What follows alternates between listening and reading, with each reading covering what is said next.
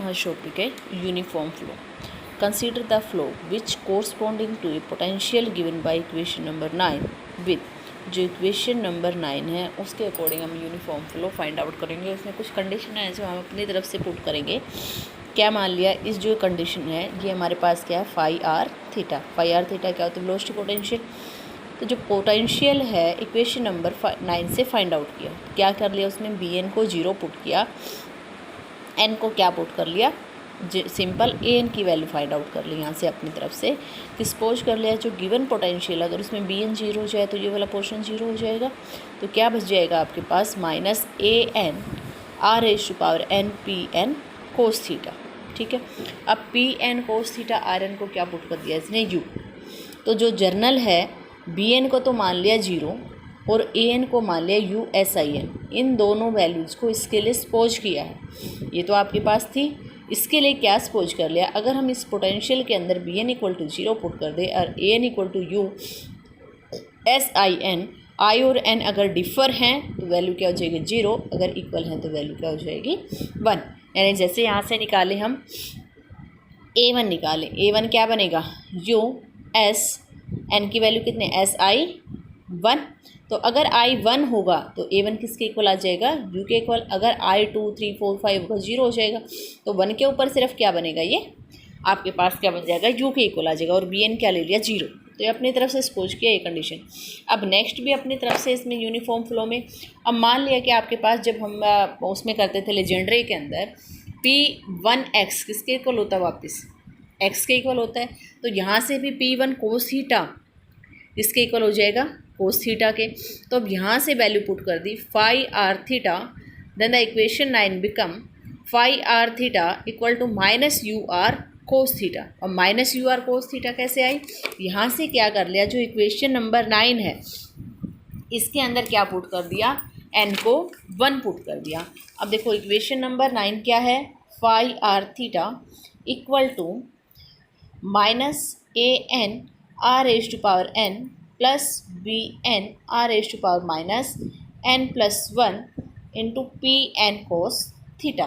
ठीक है, अब इसके अंदर क्या किया, put N equal to 1 and B N equal to 0, ये कंडीशन यूज की।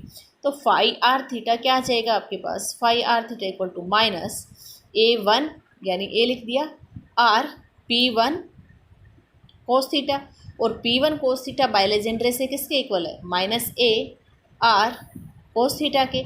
अब माइनस ए जब बी एन इक्वल टू 0 है और एन इक्वल टू 1 है तो यहाँ से यूनिफॉर्म फ्लो किसके इक्वल है, यू एस आई एन के इक्वल। और इसकी वैल्यू अगर आई 1 हो जाता है तो किसके इक्वल हो जाता है, यू के इक्वल। तो यहाँ से क्या आ गया आपके पास, phi R theta equal to minus U R cos theta के equal.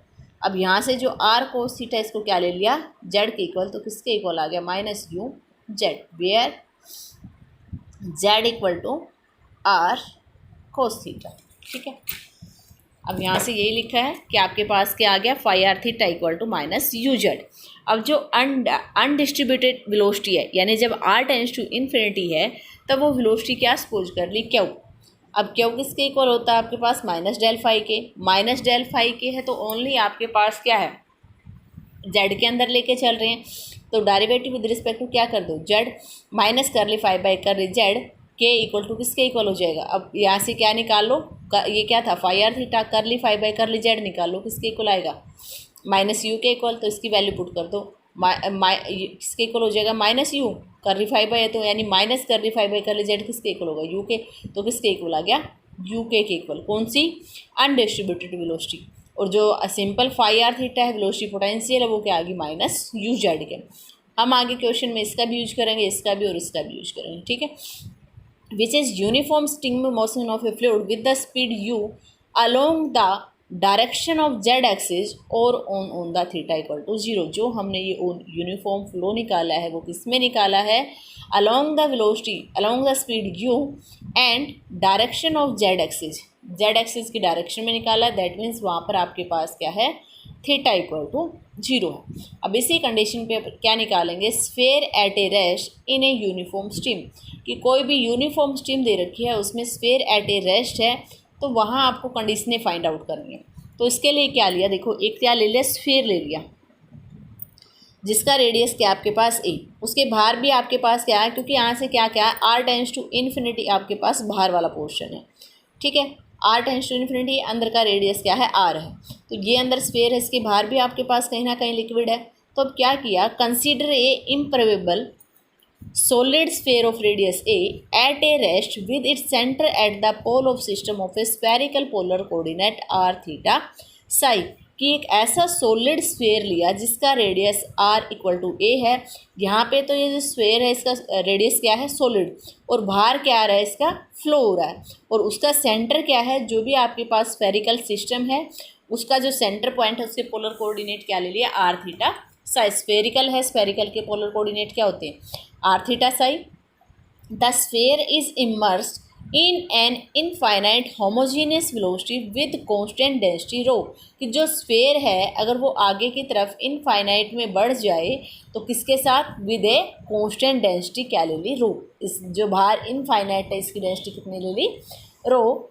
In the absence of a sphere, इस स्फेयर के एब्सेंस में would be following uniform stream with speed U along the direction theta equal to 0 in the absence of sphere। in the absence of sphere क्यों कहा है, sphere ऊपर से क्या लेके चल रहे हैं, sphere of radius A with centre A कैसा था, सॉलिड। अब सॉलिड है तो वहाँ तो यूनिफॉर्म स्पीड आपके पास u कितना हो जाएगा, 0। तो इसका मतलब इस स्फेयर की एब्सेंस के, इस स्फेयर की एब्सेंस में यानी सॉलिड पार्ट को छोड़ के जो बाहर लिक्विड पार्ट है उसकी यूनिफॉर्म स्पीड कितनी है, u अलोंग द डायरेक्शन किस में ले ली, थीटा इक्वल टू 0 के अंदर। अब ये तो था एब्सेंस में। अब प्रेजेंस में आपके पास वेलोसिटी क्या रहेगी, the presence of a sphere will produce a local disturbance of the uniform stream motion such that the disturbance dismiss with increasing distance R from centre of a sphere.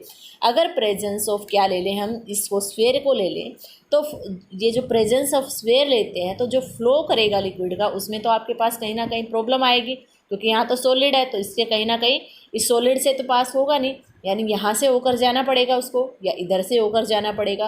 तो जैसे जैसे वो इससे इसको छोड़ के बाहर से फ्लो होता है तो वहाँ रेडियस किसको टेंड कर जाता है, आर टेंड्स टू इन्फिनिटी। और आर टेंड्स टू इन्फिनिटी है तो यहाँ से यूनिफॉर्म स्ट्रीम किसको टेंड कर जाएगी, कब, स्फेयर की यूनिफॉर्म ये किसको टेंड करेगी, 0 को। तो आपके पास क्या आ जाएगा, we say that production perturbation of uniform stream tend to 0 as r tends to infinity। तो हम ये कह सकते हैं जो यूनिफॉर्म स्ट्रीम के अंदर प्रॉब्लम आई है वो 0 को टेंड करिए as r tends to infinity पर। In this problem z axis the axis of symmetry, क्योंकि थीटा इक्वल टू 0 पे हम सारा काम कर रहे हैं तो यानी सिमेट्री ऑफ z एक्सिस में काम कर रहे हैं। सिमेट्री ऑफ z एक्सिस में है तो वहाँ अनडिस्ट्रीब्यूट वेलोसिटी ऑफ इनकम्प्रेसिबल फ्लूइड क्या हो जाएगी, यू के। वो डायरेक्ट क्यों लिखे, जेड का काम क्यों करें डायरेक्ट, ताकि ऊपर से वैल्यू निकाले।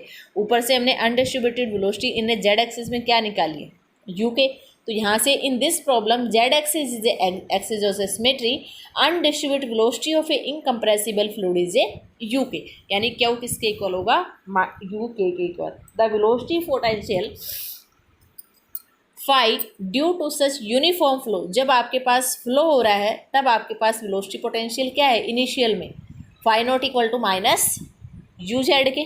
तो इनिशियल में आपके पास क्या है, वेलोसिटी इसके जेड किसके इक्वल है, आर कोस थीटा के। तो एक तो कंडीशन ये आ गई जब क्या है, undistributed velocity of a incompressible fluid है। नेक्स्ट आपके पास क्या है, phi naught equal to minus U Z equal to minus U R cos theta के।